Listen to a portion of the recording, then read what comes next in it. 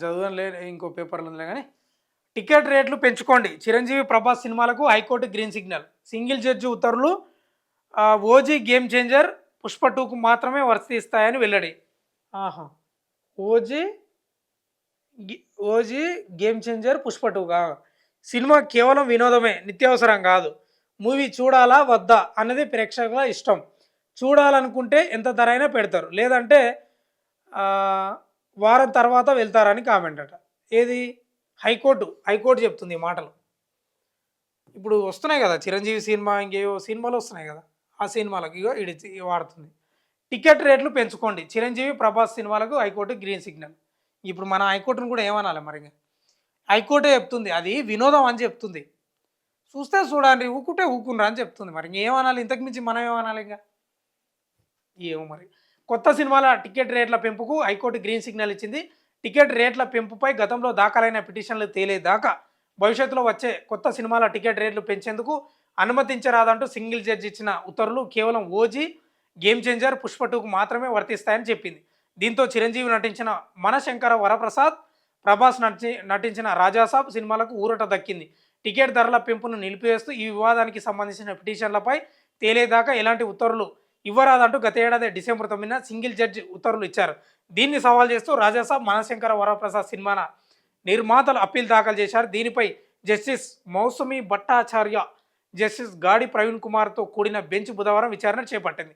ఇవి చేపడితే వాదనలు ఏంటివంటే, మొదట నిర్మాతల తరపు అడ్వకేట్లు వాదనలు వినిపిస్తూ సింగిల్ జడ్జి ముందున్న పిటిషన్లలో మేము ప్రతివాదులుగా లేము.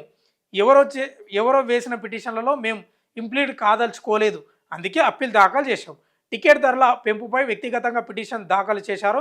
వాటిపై సింగిల్ జడ్జి ఉత్తర్వులు జారీ చేశారు. అఖండ 2పై సింగిల్ జడ్జి ఇచ్చిన ఉత్తర్వులను ఇదే హైకోర్టు ఇంతకు ముందు నిలిపివేసింది. సింగిల్ జడ్జి ఉత్తర్వుల వల్ల మా కొత్త సినిమాల టికెట్ ధరల పెంపునకు అనుమతించాలంటూ ఇచ్చిన వినతిపై ప్రభుత్వం ఎలాంటి నిర్ణయం తీసుకోవడం లేదు అని చెప్పారు. ప్రతివాదుల తరపు న్యాయవాదులు వాదనలు వినిపిస్తూ చట్టవిరుద్ధంగా అనుమతులు ఇవ్వడంపై సింగిల్ జడ్జి ఉత్తర్వులు జారీ చేశారు. అంతేకాకుండా ప్రజా ప్రయోజన వాద్యంలో హైకోర్టు ఉత్తర్వులను అమలు చేయాలని ఆదేశించారు. చట్ట నిబంధనల అమలు చేయాలనే మేము కోరుతున్నాం. అర్ధరాత్రి దాటిన తర్వాత సినిమాలను ప్రదర్శిస్తున్నారు. ఇది చట్టవిరుద్ధమని అన్నారు. ప్రభుత్వ తరపు న్యాయవాది మహేష్ రాజే వాదనలు వినిపిస్తూ టికెట్ ధరలను పెంచుతూ భవిష్యత్తులో ఎలాంటి మెమోలు జారీ చేయొద్దన్న ఉత్తర్వులను అమలు చేస్తున్నామన్నారు. వాదనలు విన్న కోర్టు సినిమా అనేది వినోదం, తాగునీళ్ల వంటి నిత్యావసరం ఏమీ కాదు. అందువల్ల సినిమా చూడాలా వద్దా అన్నది ప్రేక్షకుల విచక్షణపై ఆధారపడి ఉంటుంది. వాళ్ళు చూడాలనుకుంటే ఎక్కువ ధరైనా సరే వెళతారు, లేదంటే వారం తర్వాత వెళ్తారని వ్యాఖ్యానించారు. టికెట్ ధరల వ్యవహారంలో సింగిల్ జడ్జి ఇచ్చిన ఆదేశాలు గేమ్ చేంజర్, 'ఓజీ', 'పుష్ప 2'కు మాత్రమే వర్తిస్తాయంట. పిటిషన్లోని చట్టపరమైన అంశాల పూర్వపరాల్లోకి మేము వెళ్ళడం లేదు. వాటిని సింగిల్ జడ్జి వద్దనే తేల్చుకోండి అంటూ అప్పీలపై విచారణ చేసిందంట. సినిమా వినోదం అని చెప్తుంది, హైకోర్టే చెప్తుంది. నిత్యావసర సరుకు కాదు, నీళ్లు చాయను కాదు. అవి లేకపోతే బతకలేము అనడానికి కాదు. అది ప్రేక్షకుల ఇష్టం. అది చూస్తే చూడవచ్చు, మొదటి వారం తర్వాత లేకపోతే నెల రోజులకు చూడవచ్చు, తప్పేం లేదు. అది వాళ్ళ ఇష్టం అని చెప్తుంది. నిజమే, కోర్టు చెప్పిన మాట కూడా నిజమే. మనం టికెట్ల రేట్ల అసలు మనం చూడకపోతే వాడు బడ్జెట్ పెట్టాడు కదా. నీవు చూడకరా బాబు, నీవు చూడకపోతే వాడు బడ్జెట్ పెట్టాడు. నువ్వేమో గసం దుంకి అర్ధరాత్రి పోయి తర్వాత ఆ ప్రీమియర్ షోలు గ్రీమియర్ షోలు పోయి 1000, 2000, 3000 పెట్టి నీవు చూస్తావు. వానికి ఆదాయం వస్తుంది, వాడేమో బడ్జెట్ వేస్తున్నాడు. ఎందుకు చూస్తారా నాకు అర్థం కాదు. అది డూప్ అని తెలుసు.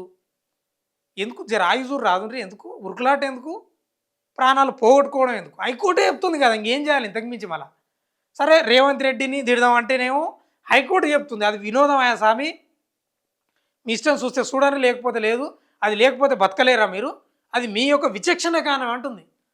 ప్రేక్షకులు ఆలోచన చేయండి బాబు. మన కుటుంబం కోసం ఆలోచన చేయండి. వినోదాన్ని వినోదాలాగా చూడండి. మెలగో రాదా ఎందుకు? ఏమన్నా హీరో మారుతాడా, హీరోయిన్ మారుతుందా, ఐటమ్ సాంగులు మారుతాయా, ఫైట్లు మారుతాయా? నాకు అర్థం కాదు.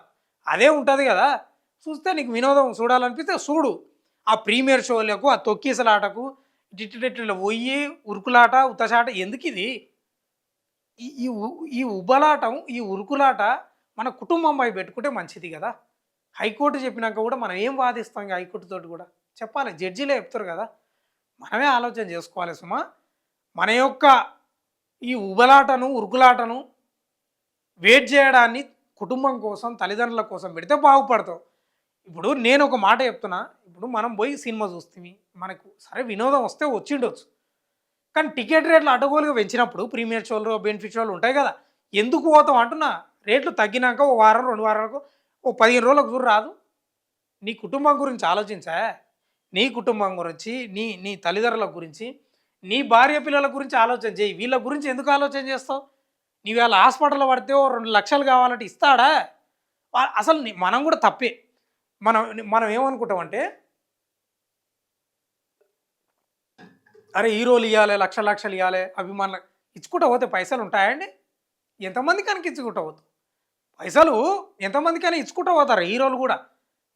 అభిమానులకు హాస్పిటల్లో పడుతో లేకపోతే ఇంకేదో బాధలో సాధలో ఉంటే ఇవ్వాలి అనుకుందాం.